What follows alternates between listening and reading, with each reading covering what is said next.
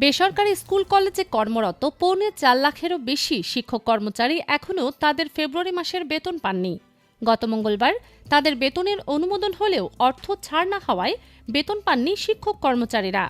ফলে তাদের অনেকেই এখনও ঈদের কেনাকাটাও করতে পারেননি জানিয়ে হতাশা প্রকাশ করেছেন। মাধ্যমিক ও উচ্চশিক্ষা অধিদপ্তর মাউশির সূত্রে জানা গেছে, গত মঙ্গলবার স্কুল কলেজের শিক্ষকদের ফেব্রুয়ারি মাসের বেতনের অনুমোদন দেয়া হয়। পরবর্তীতে এই সংক্রান্ত তথ্য আইবাসে পাঠানো হয়।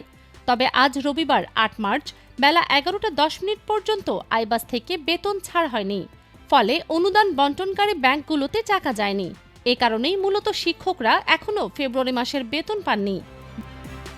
বিষয়টি নিয়ে জানতে চাইলে মাউশির অর্থ ও ক্রয় বিষয়ক পরিচালক অধ্যাপক মোহাম্মদ মনির হোসেন পাটোয়ারি দ্য ডেইলি ক্যাম্পাসকে বলেন, আইবাস থেকে বেতনের তথ্য ছাড় হয়নি। আজকের মধ্যেই আইবাস থেকে বেতনের তথ্য ছাড়ের ব্যবস্থা করা হবে। শিক্ষকদের বেতন দেরিতে হওয়ায় তারা ঈদের কেনাকাটা করতে পারছেন না, বিষয়টি কিভাবে দেখছেন এমন প্রশ্নের জবাবে তিনি আরও বলেন, শিক্ষকদের বিষয়টি আমাদের মাথায় আছে, তবে টেকনিক্যাল কারণে বেতন ছাড়ে বিলম্ব হয়েছে। আশা করছি আজকের মধ্যেই বিষয়টি সমাধান হয়ে যাবে।